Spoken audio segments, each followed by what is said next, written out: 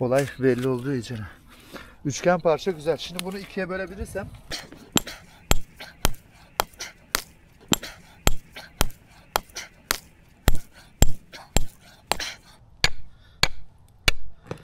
Bu da çıkıyor. Bu da gel bakalım. Hop. Bir şey geliyor şu anda.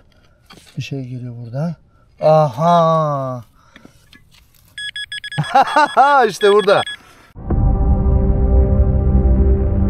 Tekrardan merhaba arkadaşlar. Bir önceki videoda izlediniz. İki ayrı noktadan sinyal aldı burada. Birincisi buraya çekti. Ben şimdi buraya direkt çalışma yapacağım. İkinci noktada yakında. Buradaki çalışmayı bitirdikten sonra ikinci noktayı da aynı şekilde devamını yapacağım. Video çok uzarsa ikiye böler, iki part şeklinde yayınlarım kanalda. Bakın şimdi. Alan taramanın antenlerini açıyorum. Burada ikinci bir nokta var demiştim, değil mi?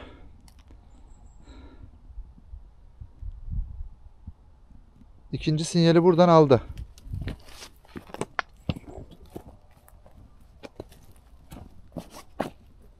Birinci noktaya çalıştık. Güzel malzeme aldık. Onları şimdi birazdan yine göstereceğim. Aynı gün, aynı saatteyim yine. Biraz mola verdim arada. Alan tarama ikinci sinyal olarak şuraya çekti arkadaşlar. Tam şu noktayı. Alan taramanın da antenini kısalttım. Dönerken dallara çarpmasın diye. Bakın şimdi şöyle çok az uzun yapalım. Şimdi kaldırıyoruz alan taramayı. Bakın. Malzemenin önüne gelmeden nasıl hareketlendi? Sağa sol yapmaya başladı. Buraya geldiğinde otomatikman direkt dönmeye başlıyor arkadaşlar. Bak döndükçe de hızlanıyor. Gördünüz mü? Ne kadar kuvvetli, güzel bir sinyal var. Yani tam burası. Olma ihtimal çok fazla. Yarım metre 40 santim 50 santim şaşabilir olay. Yüzeye yakınsa kolay kolay şaşmaz arkadaşlar. Yani böyle 1 metre 1,5 metre 2 metre derindeki malzemeyi sinyali mesela buradan aldıysa yarım metre 1 metre çapında böyle aramak gerekir. Yani direkt bunun altı demememiz gerekiyor. Hemen şimdi görüntüleme başlığını takacağım arkadaşlar. Görüntüleme probunu. O şekilde hatta takalım bir yandan konuşurken. Dedektör başlığını çıkartalım. Görüntüleme probunu takıyoruz. Cihazı zaten çalıştırdığında otomatikman algılayacak kendi başlığını. Şöyle. Sensör başlığı algılandı. Direkt 3 tarama modunda başlıyor. Adım sayısı burada 8. Yer ufak olduğu için 5'e 5 yapayım. Sağdan başlayıp sola doğru devam edecek şekilde şu anda başlatıyorum. Evet.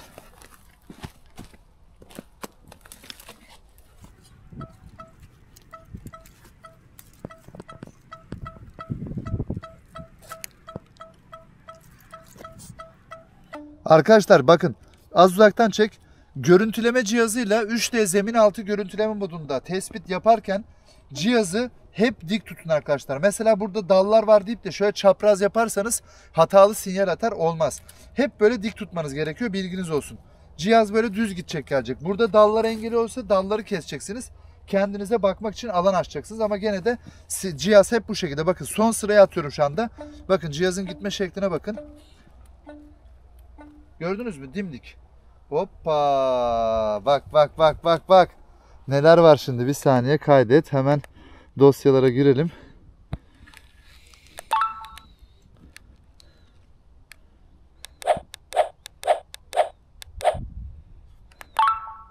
Son görüntümüze giriyoruz. Gördünüz mü arkadaşlar? Kırmızı nokta var ya, bakın arkadaşlar. Kırmızı noktanın etrafında nizami bir şekilde çok güzel sarı rengi vermiş. Kırmızı nokta ortasında bir malzeme demek. Etrafındaki sarı da malzemenin yaydığı sinyal arkadaşlar. Görüntüde biraz dağınık gibi gözüküyor ama ben ekranda canlı gözle baktığımda arkadaşlar böyle çok nizami bir şekilde sarı bir çizgi var kırmızının etrafında. Şöyle yakınlaştığım zaman görüntünün şeyiyle alakalı o. Bizim kameramızla alakalı biraz dağınık gibi gösteriyor. Evet, şimdi geri diyelim, cihazımızı kapatalım. Evet arkadaşlar, hazırlıklarımız tamam. Eldivenlerimizi giydik. Alan taramayla tespit ettiğim noktada görüntüleme cihazıyla da baktım. Görüntüleme cihazı da bize dedi ki arkadaşlar buraya çalışın. Burada altın var, kazın kırın, yerin altına inin. Dünyanın merkezine kadar inin dedi. Biz de alan cihazın söylediğini yapalım. Şuradan bir başlayalım bakalım. Ana kaya bu. Bu sabit. Burada muhtemelen bakın hiç oynama yok. Bu büyük bir kaya. Şunda biraz oynama var gibi ama bu da horoşanla yapıştırılmış sanırım. Bakın bu da sabit kaya. Şurası ve şu taraf sabit kaya, aradaki üçgen parça. Üçgen zaten bilirsiniz arkadaşlar, eski zamanda kullanılan bir figürlerden bir tanesi. Yani üçgenin anlamı şudur. Tanrı, oğul, kutsal ruh şeklinde, onlar için bir amacı var üçgenin. Neyse, oralara fazla derinlere girmeyelim. Biz imani sıkıntılara düşmeyelim. Şimdi arkadaşlar, bu ortadaki üçgen parçayı kıracağım. Bunu parçalayabilirsem yerinden rahat bir şekilde çıkarız. Bu çünkü buraya muhtemelen sıkıştırma yapılmıştır. Bakın şimdi şuraya bakın. Görüyor musunuz? Kesme olduğu ne kadar net belli. Bakın. Murç izleri bak şurada tam, hele şurada tam o kadar belli ki murçla kırdıkları şu kısım, bakın murcun izi burada. Şuralar falan hep kesme. Hop, o bak. Temizledikçe nasıl çıkıyor meydana. Levyeye de bir iki kere vurunca olay belli olduğu için. Üçgen parça güzel. Şimdi bunu ikiye bölebilirsem, kesmeye bak şimdi. Ortalığı açtıkça neler çıkıyor meydana. Arkadaşlar şuradaki kesmeyi görüyor musunuz? Resmen bak şu çizgiye bakın ya. Şurası böyle dikdörtgen şekilde dümdüz kesme tıraşlanmış. Tam burası. Yani buraya otur. Buradan oturduğun yerden çalış. Defineyi rahatça çıkar diye yapmışlar bana. Böyle yakın çekebilirsin acaba? Net görünsün her şey. Buraya biraz daha gelebilirsen çok güzel olacak. Aynen. Hoppa, işte. Olay burada. Ne gördüm burada? Bakın. Mezarın girişini buldum. Hiç aramaya gerek yok. Bakın arkadaşlar. Şurayı görüyor musunuz? Tıraşlamayı.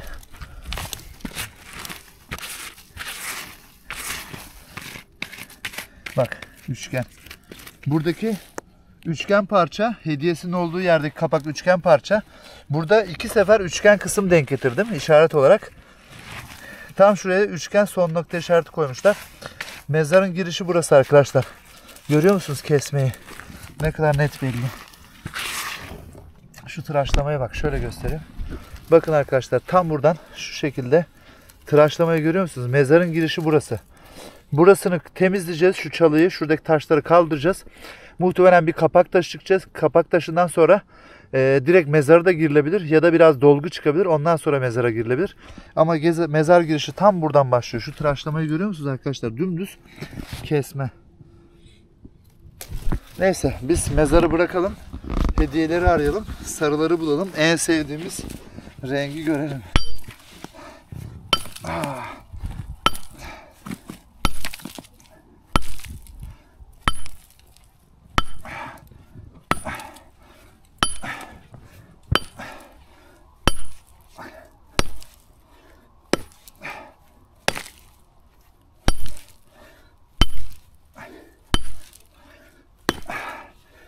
Paramparça ettim kapağı. İyice vuralım da bir daha toplamayalım diyor. Arkadaşlar, biraz önce çıkardığım malzemeden bir enerji geldi. Yani 1,5 kiloluk sarıyı görünce var ya, şu anda bu kayayı bile parçalarım, paramparça ederim.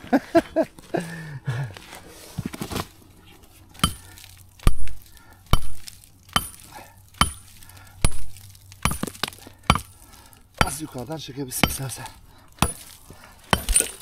Hoppa. Başladı. Evet. Şuna bak ya.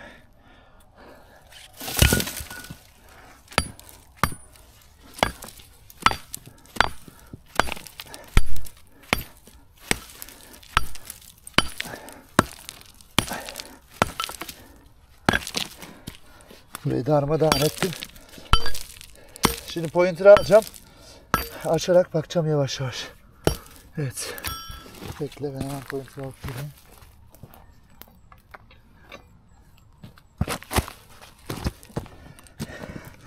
Defineci koltuğuma oturdum şu anda.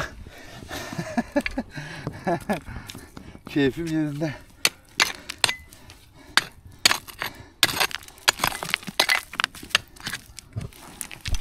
Bak kesmeye bak şimdi.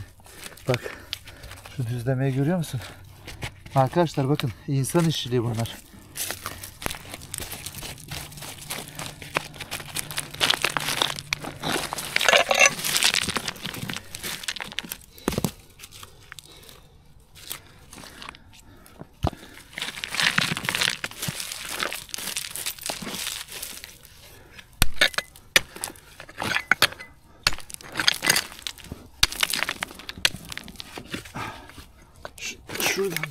yapıyor. Hadi be. Hoppa, ayrıldı. Bu da ayrıldı.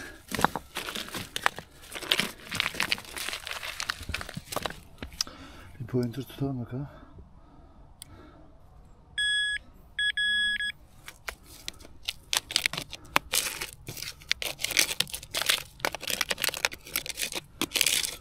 Daha yakında değil arkadaşlar. Biraz daha açmamız lazım.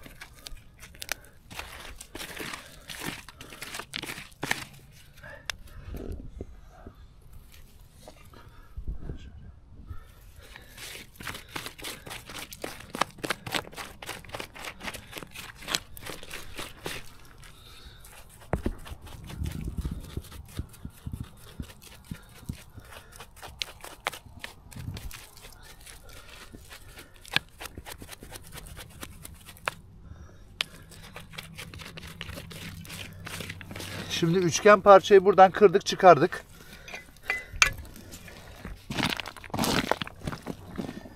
Altından çıkan kısım bu şekilde. Bir kaya, bir yapı çıktı burada. Şimdi buraları yavaş yavaş pointerla kontrol ede açacağım. Hop, o da ayrıldı.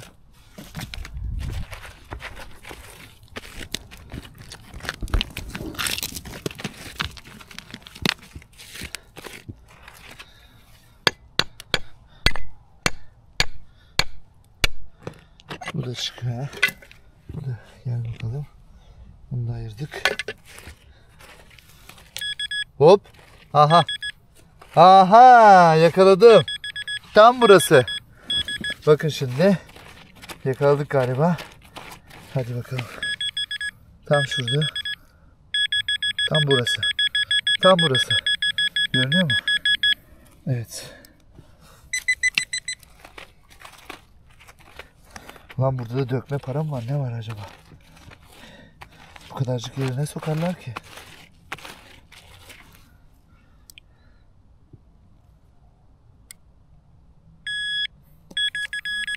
Tam şurada.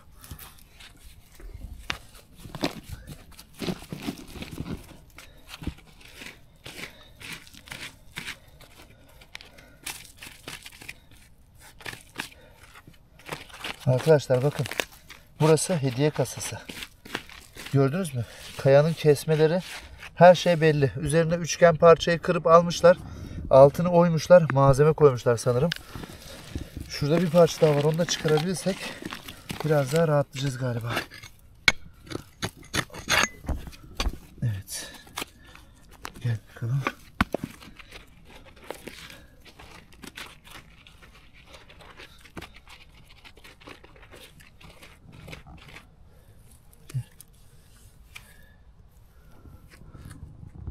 Taş. Tam şurada. Hala.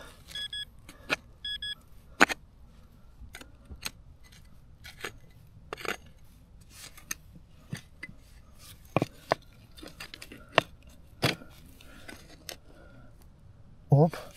Bir şey geliyor şu anda. Bir şey geliyor buradan. Aha. İşte burada. Bak bak bak bak. Yakaladım. Tam şurada. Gel bakalım. Of. Heykel mi bu? Ne bu? Çıksana artık, yapışmış. Of, şuna bak. Aa. Aha arkadaşlar. Bu da. Bu da aynısı ha. Bakın şimdi demiştim ya yağdanlık diye. Heh, ismi aklıma geldi. Yok, yine unuttum. Neydi bunun ismi ya? Arkadaşlar bakın şimdi. Gördünüz mü? Biraz önceki iki tane videonun, yani önceki videoda izlediniz arkadaşlar. Onları gene göstereceğim şu an yanımda. İki tane mumluk. Yani mezara ölüyü gömerken ayin sırasında kullandıkları mumluk. Yani yağdanlık da denebiliyor, mumluk da denebiliyor.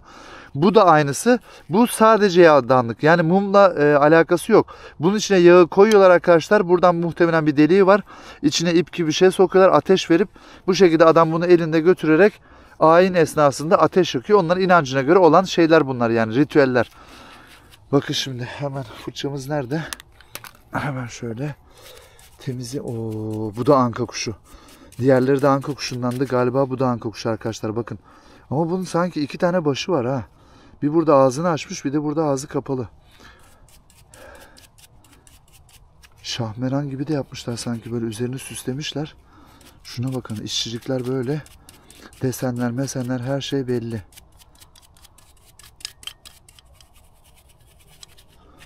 Aha, arkadaşlar bu ne renk biliyorsunuz mu? He? En sevdiğim renk. Arkadaşlar çok güzel. Şuna bakar mısınız? Of, çok iyisin sen be. Yakaladık, çok güzel bir malzeme yakaladık. Hemen pointerla bakalım başka bir şey var mı?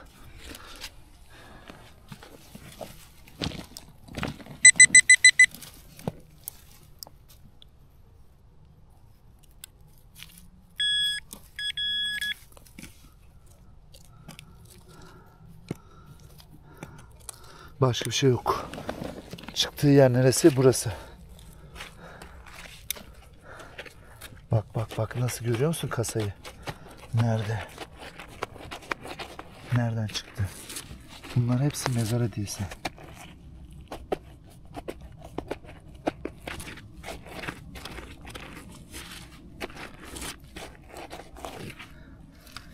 Bakın arkadaşlar, tam şuradan çıktı. Şu şekilde. Gelirken biraz zorlandı. Aynen. Gördünüz mü yeri? Evet. Şimdi buradan böyle hop, gel bakalım, sıkışıyor araya. Nasıl çık? Ha, şöyle. İşte bu. Çok güzel. Yalnız bu da var ya, çok ağır ha. Bu tek başına 700 gram var herhalde. Yakaladık yine sarıyı. Bir günde 2 kuş. Anka kuşları. Sizi çok seviyorum. Evet. En son çıkardığımız malzemenin yeri burası. İsmi de aklıma geldi arkadaşlar. Kandil de onun ismi. Heyecandan unuttum ne söyleyeceğimi. Bakın tam şu kısmı görüyor musunuz? Üçgen şekilde parçayı buradan aldık. Kırarak çıkarttık. Kapaktı. Hemen altında, şurası da delik kısmında da malzeme vardı. Şimdi hemen onu da gösterelim, kandilimizi. Bunlar mezar kandiller arkadaşlar. Yani mezara ölüyü gömmeden önce ayin sırasında kullandıkları yağdanlık. Yağdanlık deniyor, kandil de deniyor. Bunları iyi defineciler, kaliteli defineciler bilir ne olduğunu. Daha önce çıkarmışlardır sanırım. Burada bir mezar var. Bunu tespit etmek gerekir. Bu kadar güzel malzeme varsa demek ki zengin bir mezar arkadaşlar. Belki de mezarda artık küpler mi var, neler var bilemeyeceğim. Şimdi önceki videoda izlediniz. Bunlar da mumluklar. Bunlar da kandil diye söylenebilir. Mezara koyulan kişiyi gömü esnasında yapılan işlemlerin malzemeleri. En sevdiğimiz renkten sarıdan yapılma kandiller. Çok güzel arkadaşlar. Bugün var ya, öyle güzel malzemeler çıkardık. Bunun videosunu izlemek istiyorsanız bir önceki videoya bakın arkadaşlar. Şimdiki videoda da bu malzeme çıktı. Güzel çalışmalar oldu. İyice hava kararıyor artık. Akşam oluyor. Yavaş yavaş sonlandıracağım. Bakın güneş falan battı artık neredeyse. Şu tarafta güneş. Çalışma yaptığımız yer. Eşyalarımız burada. Dedektörümüz, cihazımız, her şeyimiz burada. Çalışma yaptığımız yerde burada. Bu bölgede güzel bir mezar var. Çok zengin bir mezar var. Burayı tespit edebilirsem belki açarım ama söz vermeyeyim. Çünkü mezarlarda mezar videosu yaptığım zaman genelde biraz şikayet oluyor. O yüzden çok fazla o işlere bulaşmak istemiyorum. Arada tabii şölen olsun diye, güzel şov olsun diye açıyoruz arkadaşlar. Evet, videoya like atmayı unutmayın arkadaşlar. Yorumlarda da bana söylemek istediklerinizi söyleyebilirsiniz. Bir de arkadaşlar bu videolarımı defineci arkadaşlarınıza paylaşım yapın. paylaş butonu var videonun hemen alt kısmında. Oradan paylaşım yapın. Bu videolarımı daha çok kişiye izletmeye çalışın. Alan tarama ve cihaz kullanımı ile alakalı insanlar bilgilensin. Amacımız bu. Evet, çalışma yaptığımız yer burası. Şu kısımda birinci videoyu orada çekmiştim. Bu ikinci videoydu. Buradan da ayrı bir kandil çıktı. Part 2 olarak da bunu yayınlıyorum. Böyle de sonlandıralım. Evet arkadaşlar, bir sonraki define macerasında görüşmek üzere. Kendinize iyi bakın. Sinyalin birisi burada.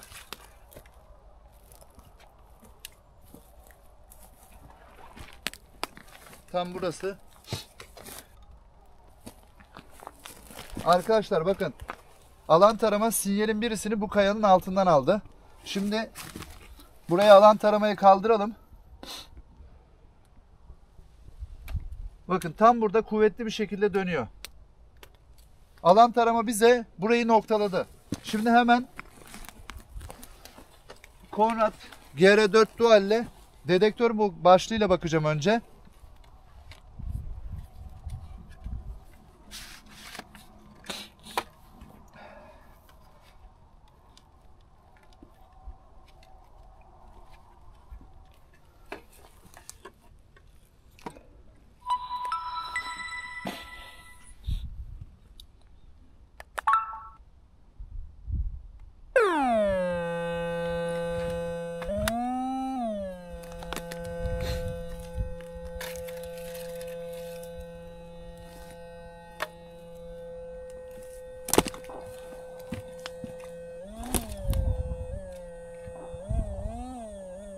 Burada bir sinyal var. Bak. Tam şu noktaya göster. Bakın tam burada bir sinyal var arkadaşlar. Şu kısmı algılıyor. Burada da böyle bir oyma yapmışlar. Kayada kesmeler var. Şurada bir üçgen kesim var. Bak tam şuraya bakar mısın? V işareti şeklinde üçgen bir kesme var burada arkadaşlar. O bir işaret. Bir de gel geri. Şurayı göster. Bakın bir üçgen de burada var arkadaşlar. Üçgen kesme. Bakın tam burasını görüyor musunuz? Burada da kesme var. Buraya içeri doğru gösteriyor. Yani bu kayanın olduğu yeri bir çalışma yapmamız gerekiyor. Cihazımızı kapatalım.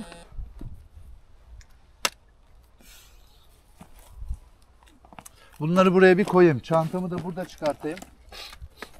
Arkadaşlar iki ayrı noktadan sinyal aldı burada.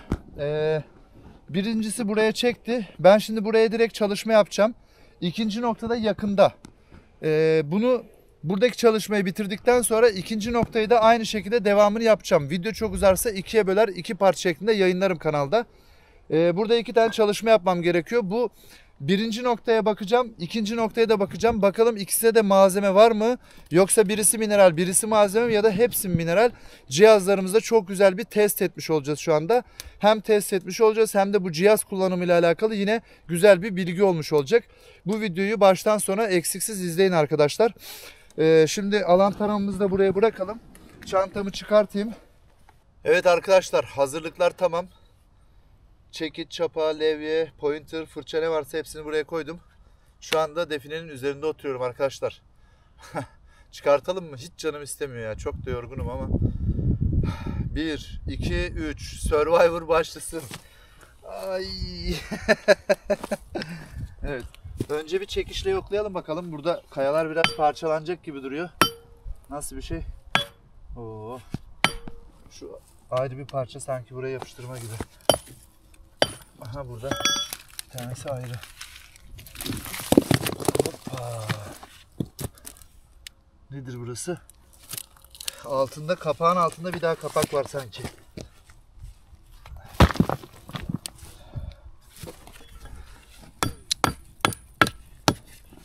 Bu da biraz kolay ayrılacak gibi.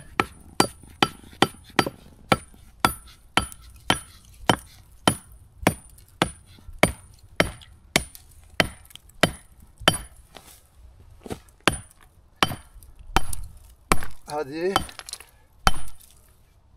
Düş bakalım artık.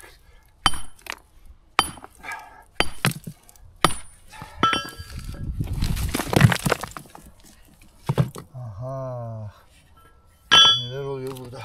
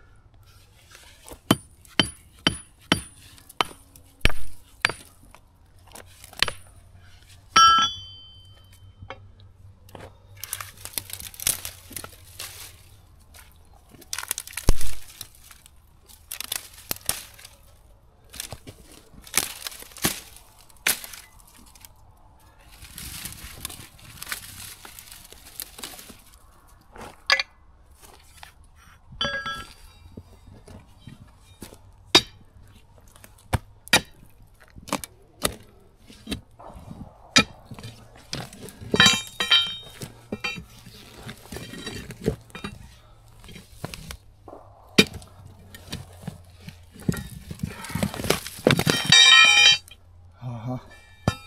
Bak. Bak gel. Gel gel. Arkadaşlar görüyor musunuz? Şimdi bu kayanın içinde bu kiremitin ne işi var? Ha? Ha, bu arada hani taş sanmayın, bakın şimdi. Kiremitin ne işi var burada? Demek ki burada bir saklama var arkadaşlar. Evet.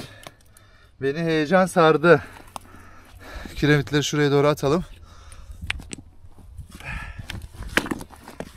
Alan taramanın birinci çektiği nokta muhtemelen doğru nokta. İkinciyi de çekeceğim arkadaşlar. Bugün gaza geldim, hem de çok fena şu anda. Bugün burayı komple açacağız. Hiç merak etmeyin. Ama şimdi kolayı açtık da zoru kaldı, bakalım. Buraları nasıl parçalayacağız?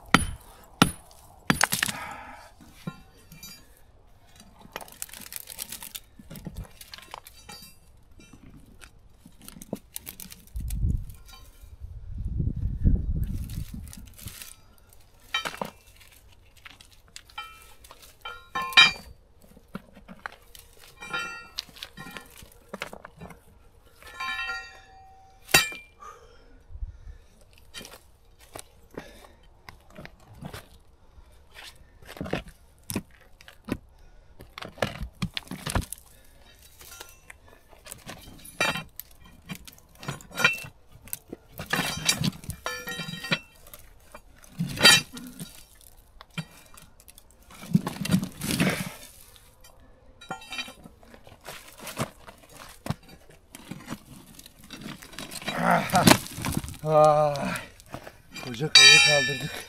Bak şurada bir oyma var.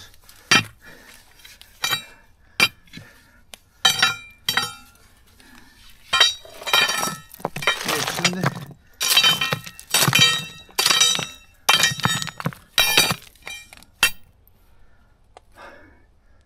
görünürde bir şey var mı? Şu iki parçayı da alayım.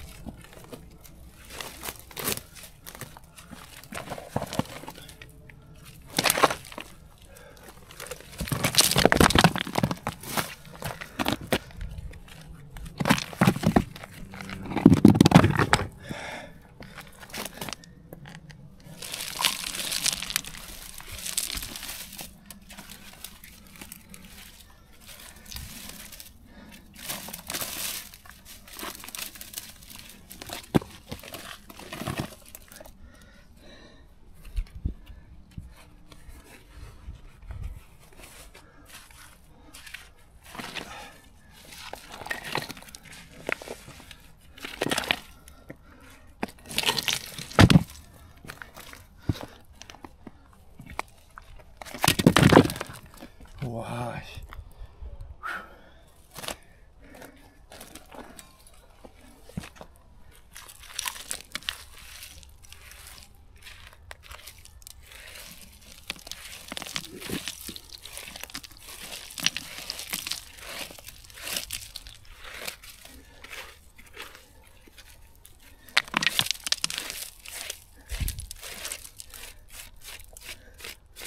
Bak tam burada işaretler var.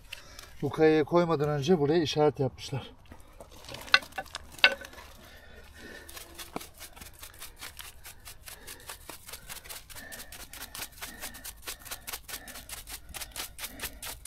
Vuruş izleri. Bu ikinci kapağı da kaldıracağız galiba. Hadi bakalım. Nasıl bir şey çıkacak şimdi?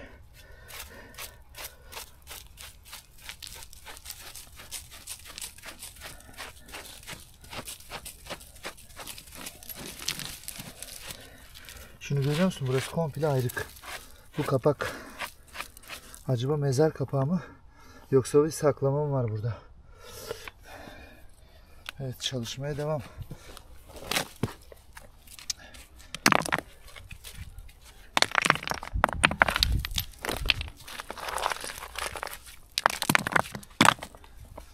Şimdi az gerekse hemen şunları buradan yok edeyim. Bunlar bana engel olacak.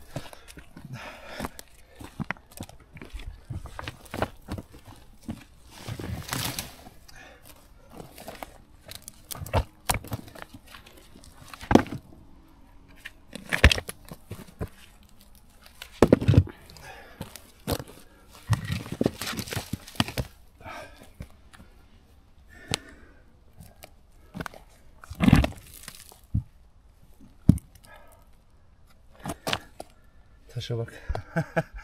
Nasıl kaldı burada, beni zorluyor.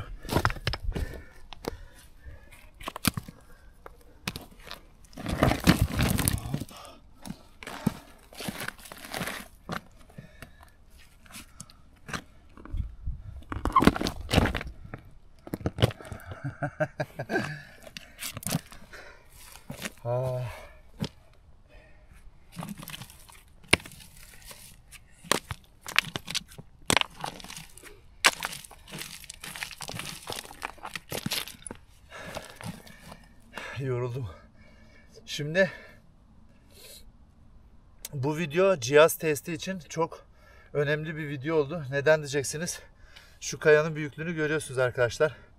60-70 santim rahat kaya vardı. Altında ikinci bir kapak çıktı. Muhtemelen burada büyük bir malzeme var. Dedektör modunda buradan bir sinyal almışsa, yani bu cihaz gerçekten çok iyi. Yani şu ana kadar testlerimin arasında en derin kayadan arkadaşlar, topraktan bahsetmiyorum. Kayada en derin algılamayı yaptı diyeceğiz bu videodan sonra. Bir de kayanın altından biraz önce gördünüz. Kiremitin ne iş var arkadaşlar? Kayanın altında, yani olmayacak yerde. Bakar mısınız? Bunları alalım. Bunlar tarih. Orada kalsın. Şimdi şu kapak gibi olan kayayı kaldırdığımız zaman her şey meydana çıkacak. Aslında şurası biraz şüphelendiriyor beni. Tam şu kısım üçgen, böyle kırıp da buradan içeri bir malzeme koymuşlar. Bunu hiç kaldırmamışlar sanki. Üzerine de başka kayaları koymuşlar. Bakın burası daha önceden açıkmış arkadaşlar. Bu üzerinde görüyor musunuz? Ne horasan var ne de öbür kayayla yapışıklığı varmış. Bunun üzerine, bu altına bunu malzemeyi sakladılar sanırım. Üzerine işaretleri koyup sonra başka kayalar getirdiler. Buradan üçgen vermişler. Bakın şurası V vermişler buradan. Burayı gösteriyor. Belki bir mezar olma ihtimali de var bunun altında. Ama yakında bir hediyesi, müjdesi varsa biz onu alacağız mutlaka. Çünkü iş buraya kadar kolay ilerledi. Bundan sonrası bakalım ne olur. Bana şans dileyin arkadaşlar. Bir levyeyle yoklayalım bakalım. Bu hareket ediyor mu? Bu hareket ederse güzel mesela. Oo. Bu bağımsız ayrı bir kaya ama çok zor olacak gibi duruyor. Nasıl yaparız?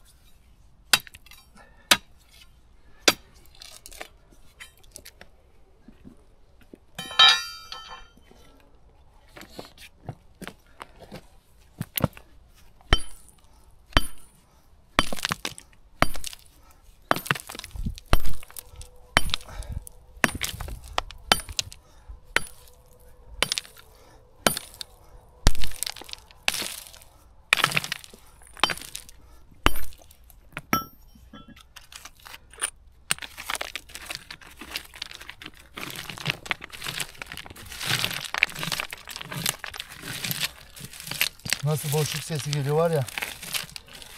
Sanki direkt buradan bir tünele gireceğiz gibi bir ses var ama olur mu? Olur.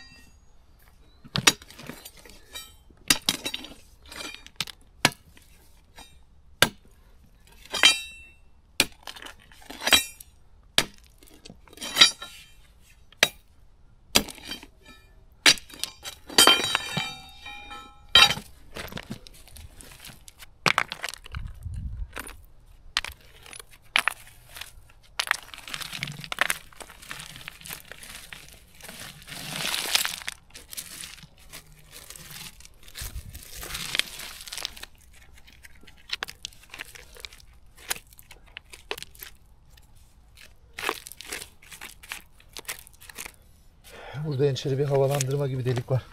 Şurayı göster. İçeri doğru gidiyor. En az 40 santim şu anda görünüyor. Dümdüz gidiyor.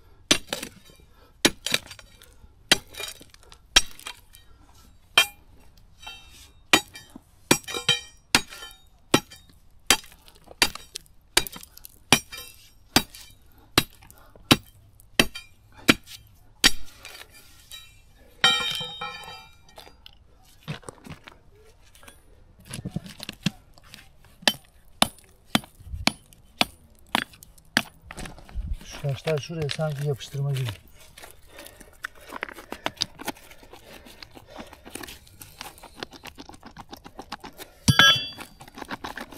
Şunlara bak ya. Bak bak. Hepsi oynuyor. Boşta çıkmıyor.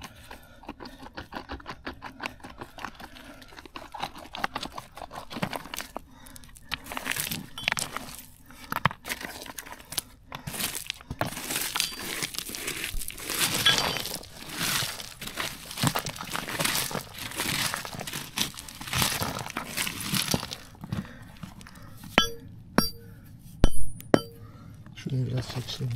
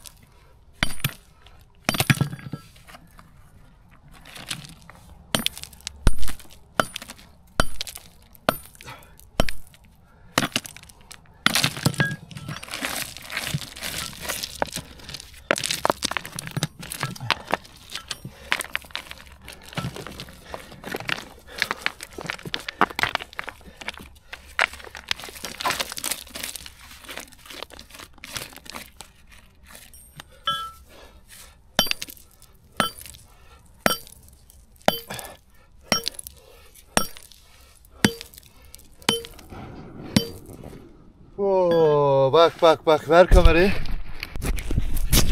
Bakın şimdi arkadaşlar. Tam şu kısım. Her şeyi kırdım. Hazır ettim. Buraya hemen bir dedektör tutayım. Bir şey var mı yok mu? Anlayalım. Yoksa kırmaya devam edeceğiz. Tut böyle çok yakın mesafe. Ben hemen dedektörü hazır edip geliyorum. Bekle böyle.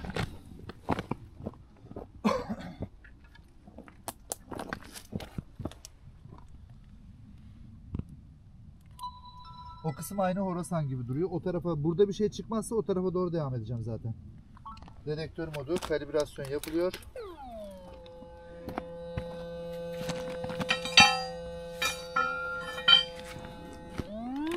Hoppa, işte yakaladık malzeme arkadaşlar. Tam burası. Göster yeri. Arkadaşlar tam burası. Doğru nokta. Şimdi hemen burayı açayım. Yakın çekim yap sen öyle.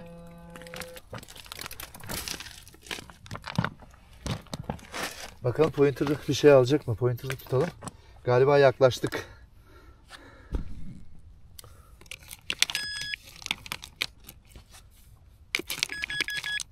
Aha. Pointer'ı da alıyor. Bir saniye şimdi. Şuradan şöyle ufak ufak açalım bakalım.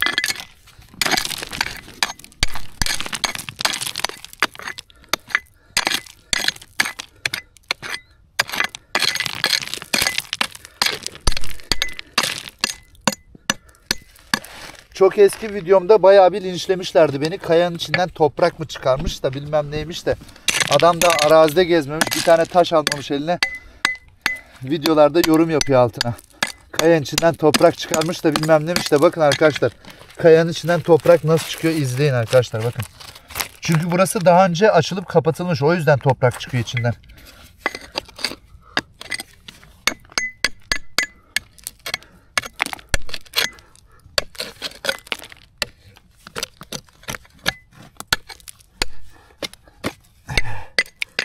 Şu da ayrık da bunu da bir alayım dedim. Şöyle yapalım hemen.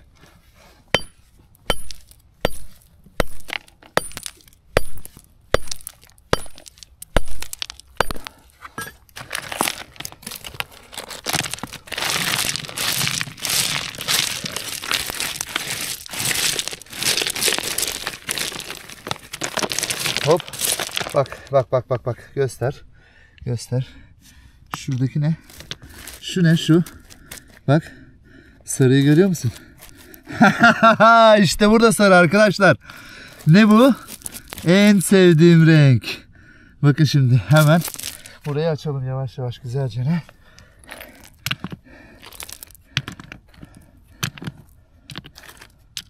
Oo! Aha aha çıkıyor çıkıyor. Bak bak bak bak bak bak. Bak şimdi bak bak bak izle. İzle. Aha. İki tane ayrı bir şey var burada. Bir saniye şimdi şunları alalım.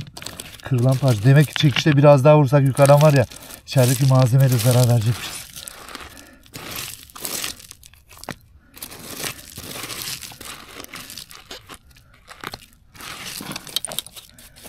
Hoppa.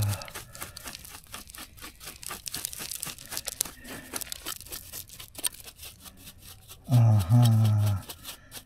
Lan şuna bak içine kökler dolmuş. Bak bak görüyor musun? İçine kökler dolmuş. Az geriden şöyle şuradan şu şekilde.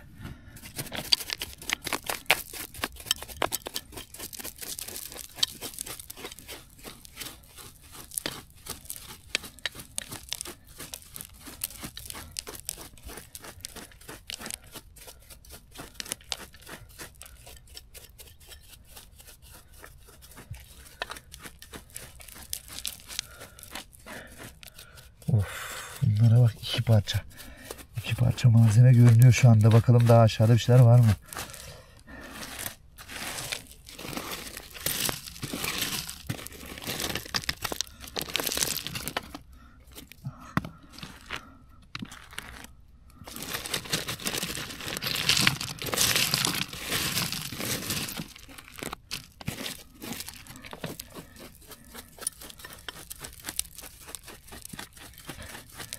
Of, ikisi de sarı.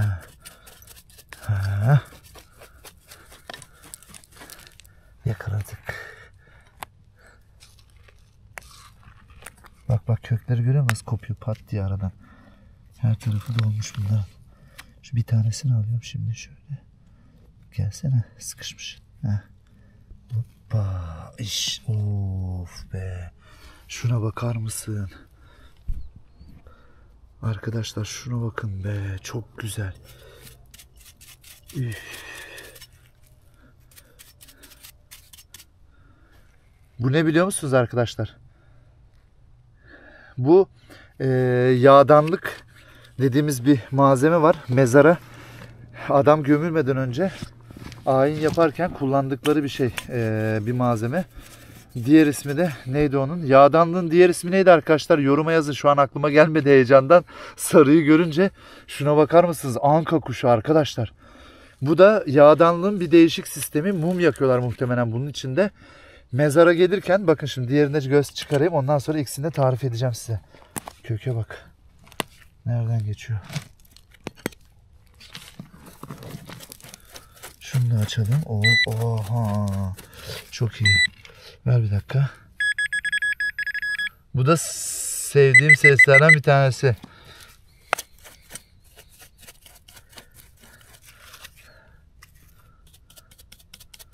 Saksı gibi içinde ot bitmiş. Hoppa işte. Arkadaşlar. Bu da böyle. Bir dakika şimdi.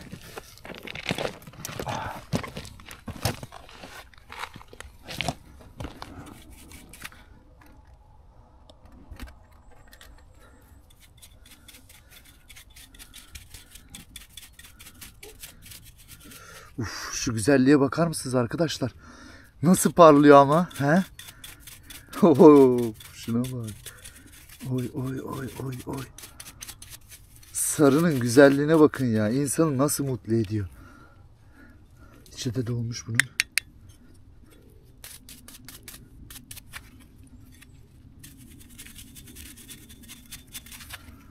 Şunun güzelliğine bakar mısınız ya? Bakın arkadaşlar, anka kuşu bu. Anka kuşundan 2 tane mezar için mumluk yapmışlar ayin esnasında. Arkadaşlar şimdi bakın, bu ikisinin kullanım alanı şu şekilde.